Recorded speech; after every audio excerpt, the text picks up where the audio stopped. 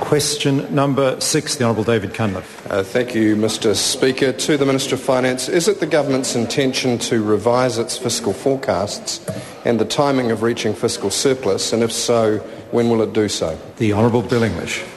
Mr Speaker, as the member will know, there is an upcoming event called an election, and the Treasury is obliged by law to independently update fiscal forecasts in the pre-election economic and fiscal update, and that must be released 20 to 30 working days before the election.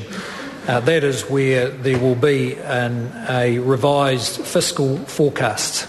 Honourable David Cunliffe. Mr Speaker, to the Minister, will the pre-election economic and fiscal update include a downward revision in the projected sales revenue from his proposed privatisation policy, given international equity market downturns and the higher cost of the plan, including foregone dividends and sales fees? The Honourable Bill English. Well, Mr Speaker, I simply don't know how the Treasury prepares these forecasts independently. The Honourable David Cunliffe. Mr Speaker, will the pre-election economic and fiscal update include higher costs of climate change policy?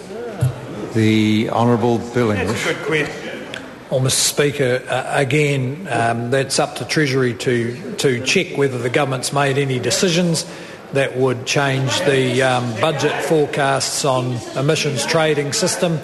And if no decisions have been made, then they won't incorporate any changes into the forecasts. The Honourable David Cunliffe. Mr Speaker, I don't believe the Minister's addressed the question. Is this a point of order?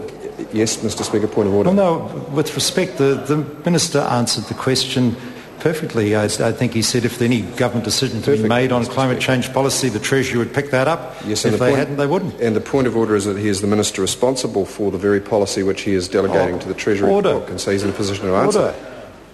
If the member had listened to an earlier answer, in fact the answer to the primary question, the member would have detected the Minister saying that in fact the Treasury conducts an independent update of the fiscal and economic position, and therefore the Minister can't tell with detail what the Treasury is going to do. That the law requires that. Supplementary question, Honourable David Cunliffe. Speaker, is it the Minister's intention to advise the Treasury of any changes in the area of climate change which might have fiscal implications for the government's budget aggregates? The Honourable Bill English. Mr Speaker, if there were any changes, I would be obliged by statute to advise them. The Honourable David Cunliffe.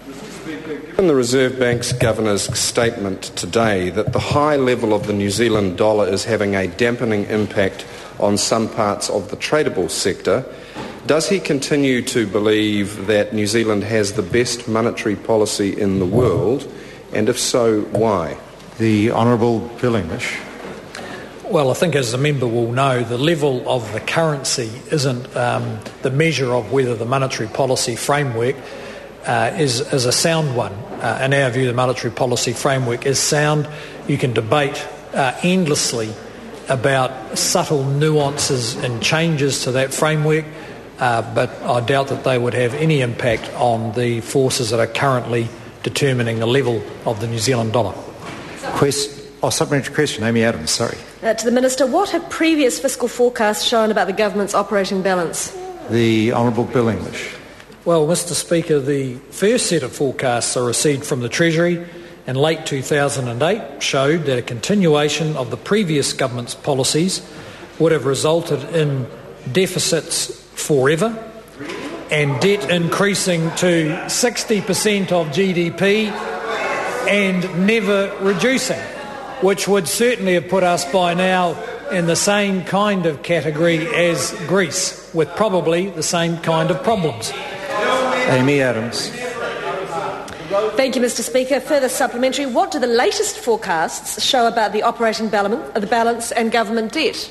The Honourable Bill English.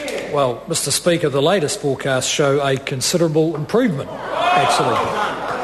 These were released in May with the budget and show New Zealand getting back to surplus in 2014-15 rather than the endless deficits under the previous government's policies, and net debt peaking at below 30% of GDP instead of exceeding 60% of GDP. By 2015, we will have borrowed $40 billion less than we would have needed to continue Labor's policies.